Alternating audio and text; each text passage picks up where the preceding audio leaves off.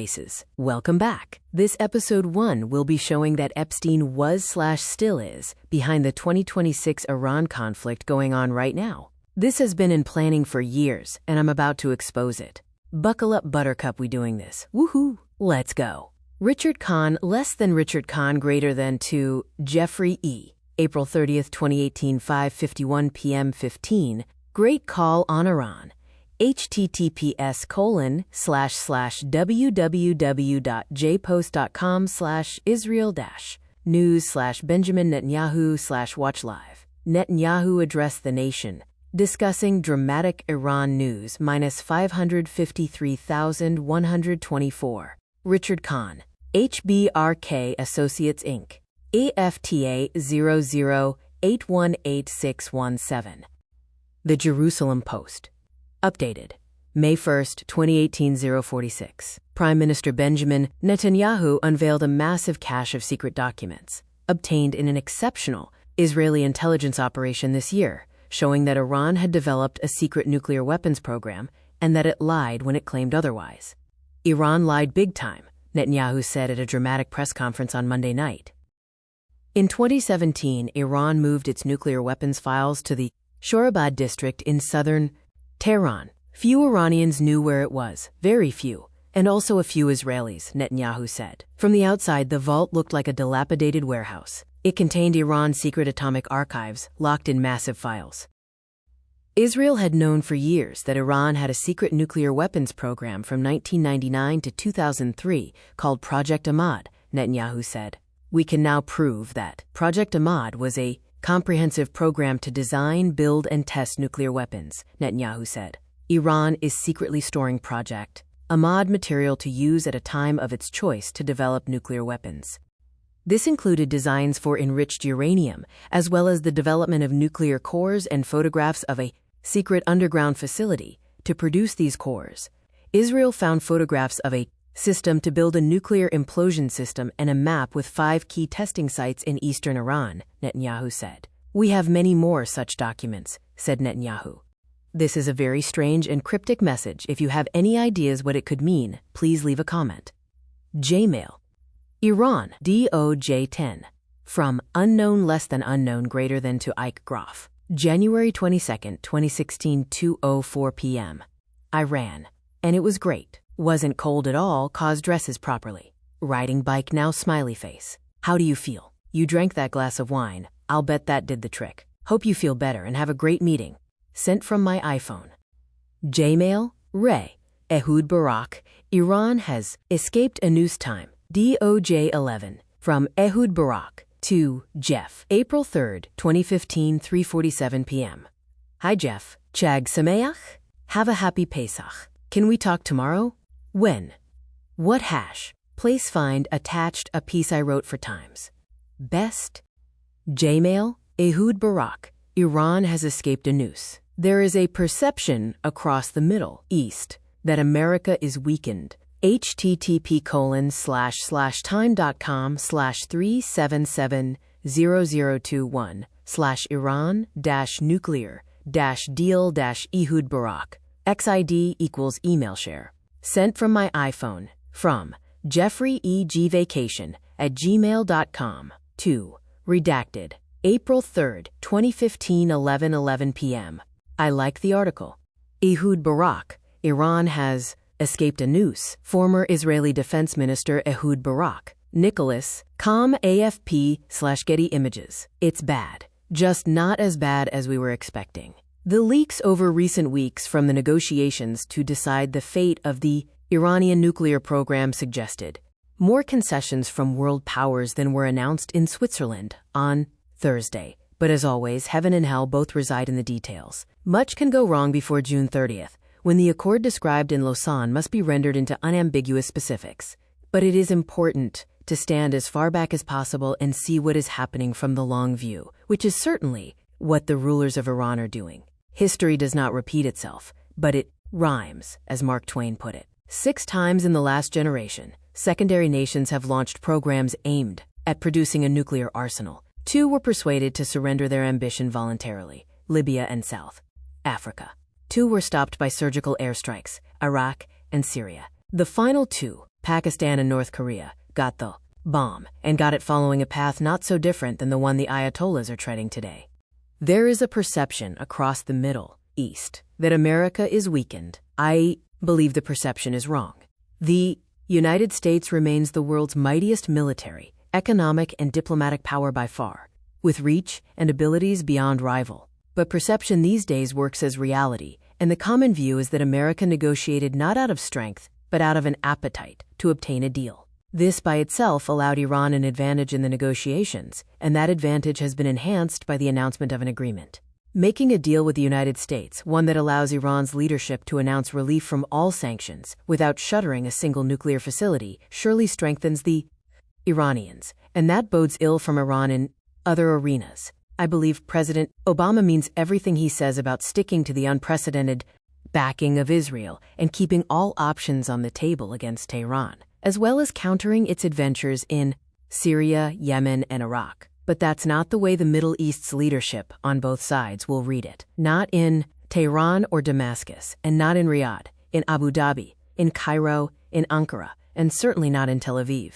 The Iranians base their military support for Syrian President Bashar al-Assad, Hezbollah, and the Yemen rebels on asymmetry, and the concept has also worked for them in the nuclear negotiations. Their opponents are a coalition, formidable, but also unwieldy, and unlikely to be reassembled once it comes apart. By comparison, Tehran can move with relative nimbleness, on the order of a single person. And so even if a final accord warns that sanctions can be snapped back, the mullahs know that that consensus is difficult to resume. Elastic grows slack. The mullahs also know that the risk of a military strike is greatly reduced.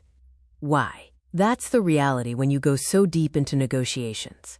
But President Obama does our side no favor by arguing that a strike will ignite another Middle East war.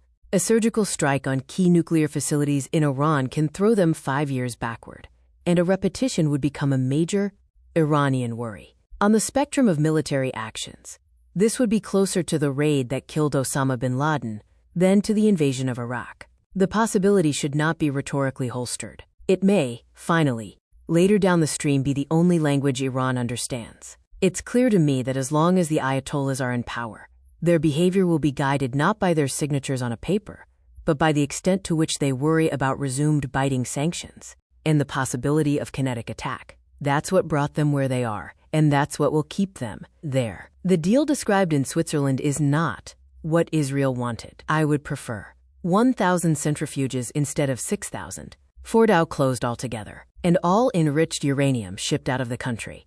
Why? So that when the day arrives that the Iranian leadership announces, as North Korea did, that it has expelled the inspectors, or that it is withdrawing from the nuclear non-proliferation treaty, it must start its sprint for the bomb from that much further back. Probably we are in a moment of grace. But it is only a moment. Iran wants to get to a signature in June, and the relief from sanctions that will soon follow. The smiles they wear are the smiles of a man who has escaped a noose. Don't let him get too far. J-Mail from E. H. Barak to Jeffrey E. April 4th, 2015, 10:54 a.m. Hi Jeff, I'll call before noon. EB. Sent from my iPhone. End of email. J-Mail. FW. Iran's nuclear program and its nuclear option. DOJ9. From Steve Hansen. To Jeffrey Epstein. November 9th, 2011, 4:20 a.m. Interesting. Sent from Steve Hansen's BlackBerry. Proud to be the first national multi-concept restaurant group to be certified Green by the Green Restaurant Association confidentiality notice. This email transmission and any file or previous email attached to it is intended to be viewed only by the party to which it is addressed and may contain valuable business information that is confidential and/or otherwise protected from disclosure under applicable law. If you are not the intended recipient, you are hereby notified that any review, disclosure, dissemination, or use of any of the information contained in or attached to this transmission is strictly prohibited. Thank you for your cooperation. From Stratfor. To Steve Hansen. Sent Tuesday, November 8th, 19 hours 8 minutes and 19 seconds 2011. Subject: Iran's nuclear program and its nuclear option. Tuesday, November 8th, 2011. Diary archives. Iran's nuclear program and its nuclear option. Details and specifics of the forthcoming International Atomic Energy Agency IAEA report on the Iranian nuclear program continued to leak out over the weekend, with the formal report expected later this week. The growing rhetoric about Iran, including talk from certain Israeli and American corners about an air campaign against Iran had already begun to intensify in anticipation of the report, which will say more explicitly than previous IAEA assessments that Iran is indeed actively pursuing a nuclear weaponization program. The counterexamples are countries, specifically North Korea and Iran, that already have a compelling, non-nuclear deterrent, mostly looking to mount pressure for more aggressive sanctions may do. Nuclear weaponization programs, by their nature, require large, fixed infrastructure that must be connected to significant sources of power. The development of such programs, particularly in countries operating without access to key export-controlled material. There is a cyclical nature to this rhetoric, and the correlation with the most harsh IAEA report on Iran to date is hard to get past. But while the latest IAEA report is certainly set to contain new, specific information about Iran's program, there has been little serious doubt in recent years that Iran has continued to actively pursue nuclear weapons. The impending IAEA report's overarching tenor is not news to anyone, though it provides plenty of opportunity to talk about Iran's program, point fingers at Tehran, and once again raise the specter of war, something even those EFTA 00655796 demands considerable investment over many years. Any serious movement down this path is vulnerable to detection, which is likely to lead to an attack in short order, as Iraq found out in 1981 and Syria found out in 2007. Essentially, if a country desires a nuclear deterrent because it lacks any deterrent at all, then it is unlikely to be allowed the uninterrupted space and time to develop one. The counterexamples are countries, specifically North Korea and Iran, that already have a compelling, non-nuclear deterrent. That existent, non-nuclear deterrent discourages preemptive, less than attacks against the country while its nuclear development efforts are in their most vulnerable stages. In the case of North Korea, Pyongyang has demonstrated a very sophisticated ability to escalate and de-escalate crises year after year, keeping itself at the center of the international agenda but not inviting physical attack. One element of this is Pyongyang's deliberate cultivation of a perception of unpredictability, the idea the North Korean dictator may not behave rationally, which convinces international actors to give the regime a wide berth. The other is continued ambiguity. North Korea has made a career out of crossing international red lines and has helped soften the blow of crossing those lines by doing so ambiguously, particularly with nuclear tests that are not overtly, demonstrably successful. Yet North Korea has a large but unknown number of conventional artillery and artillery rocket batteries within range of Seoul. North Korea's real nuclear option is opening fire with those batteries before they can possibly all be destroyed.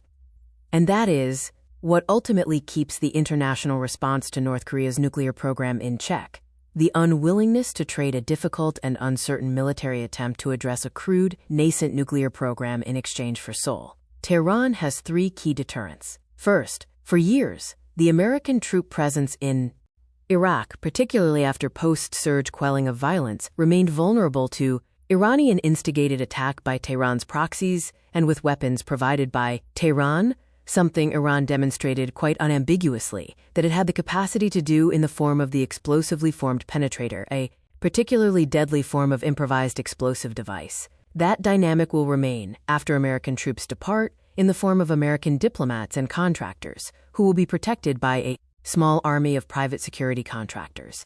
Second, Iran's ballistic missile arsenal can target both American and Israeli targets across the region, and many missiles will likely be loosed before all their mobile launchers can be pinpointed and destroyed. But the third deterrent is the critical factor. Iran has for decades cultivated the ability to essentially conduct guerrilla warfare in the Persian Gulf and the Strait of Hormuz. This is Iran's real nuclear option. There are inherent vulnerabilities in such tight waters, in which Iran can bring to bear not just naval mines but shore-based anti-ship missiles and small boat swarms. This threat might be manageable tactically, particularly if a massive US-led air campaign surprised Iran. But even in the best-case scenario, no one can manage the market's reaction to even the hint of disruption to 40% of the world's seaborne crude. This is the heart of the problem. Whether there are 6 key nuclear sites in Iran or 60, and Iran presents a significant intelligence challenge in this regard. Any attacker has to neutralize not just the nuclear targets and associated air defenses, but Iran's dispersed and camouflaged military capabilities all along the Persian Gulf and Strait of Hormuz. U.S. participation was decisive in a far less sophisticated air campaign against Libya. In an Iran scenario where so much must be hit so quickly, the United States is the only country capable of even attempting to bring the necessary military strike capacity against Iran. But even the optimistic scenario must anticipate the potential for an outcome reminiscent of the 1980s tanker wars. While the United States and Europe are focused on the global economic crisis, and particularly the euro crisis in Europe, they will want to avoid at all costs video of burning oil tankers in the Strait of Hormuz, which could panic already skittish markets. As long as that is the case, the prospect of a military strike on Iran is dim. EFTAs 00655797. And in any event, surprise is a key element for a successful strike on Iran. The moment Iran should feel the most secure is when Israeli rhetoric about war is at its peak. Jmail. To do and Iran. DOJ9. From Jeffrey Epstein. 2. Barrett, Paul S. February 2, 2012, 5:53 p.m. FDS 00928951. Okay. On Thursday, February 2, 2012, at 6:51 p.m., Barrett, Paul S. wrote, Jeffrey, I think we should buy $1 of the alley. Preferred. This is the former GMAC, ABES. Continues to tighten, which should help their business. Right now the Alice yield, 11% YTW. On Iran, you could buy a $115 WTI call option that is contingent on the SP 500 being below 1260 at maturity. Cost is 1.350% for 6 months OR. Buy credit default protection on Saudi Arabia for 145 bits per second. Will call to discuss. Paul Barrett, CFA, Managing Director, Global Investment Opportunities Group, J.P. Morgan Private Bank 320 Park Avenue, 14th floor, New York, 10022. W. FNMLSID number 853,441. From Jeffrey Epstein. 2. Barrett, Paul S. February 2, 2012, 6:05 p.m. No. On Thursday, February 2, 2012, at 7:05 p.m., Barrett, Paul S., wrote, What do you think of the Iran option? Paul Barrett, CFA, Managing Director, Global Investment Opportunities Group, J.P. Morgan Private Bank 320 Park Avenue, 14th floor, New York, 10022. W. FNMLSID number 853,441. From Jeffrey Epstein. 2. Barrett, Paul S. From Jeffrey Epstein. 2. Barrett, Paul S. February 3, 2012, 1:19 p.m. Okay. On Thursday, February 2, 2012, at 10:40 p.m., Barrett, Paul S. less than wrote, Would you like to see any other Iran ideas? I do like the CDS on Saudi. Also, volume has come way down, and we should look at buying volatility both in equities and FX. I will send you some ideas. Paul. Jmail, Iran and Trump speech. From Alireza Itihadia. 2. Jeffrey E. May 22, 2017, 2:58 a.m. Mr. Rouhani's supporters also expect his victory, with 57% of the vote, to bolster his outreach efforts to the West and the pursuit of more foreign investment to lift Iran's ailing economy. For those who voted for Mr. Rouhani, there was a feeling of tremendous relief that his challenger, the hardline cleric, Ibrahim Raisi, who criticized the nuclear deal with the United States and other Western powers, had lost. Bye-bye, Raisi, the crowds chanted during the street gatherings. He faces a difficult task, Fazl Maybadi, a Shiite Muslim cleric from the city of Qum, said of Mr. Rouhani. Now he must provide more freedoms, break the hardline monopoly on the state-run radio and television, and increase freedom of press. To achieve all that, Mr. Rouhani must persuade the hardline-dominated judiciary and security forces to change their outlook, Mr. Maybadi said. If he fails to deliver on at least 70% of those promises, his future is dark, he added. For decades, Saudi Arabia and Iran have competed for religious leadership and political influence across the Muslim world and beyond. Trump is correct, however, Rouhani needs a chance to act. VBR. From Alireza Itihadia. 2. Jeffrey E. From Jeffrey E. to Alireza Itihadia. May 22, 2017, 9:52 a.m. I told you this would happen. It's going to get a lot worse before it gets better. Please note, the information contained in this communication is confidential, may be attorney-client privileged, may constitute inside information, and is intended only for the use of the addressee. Privado VPN. New planet, start watching now. Introduction. Privado VPN is the best premium free VPN available. It offers an exceptional service with 10 gigabytes of free access every month, with no speed limits, no ads, and no data logging. Privado VPN is also the only free VPN that reliably provides secure access all popular streaming services like Netflix, BBC, Disney+, and Hulu, plus P2P.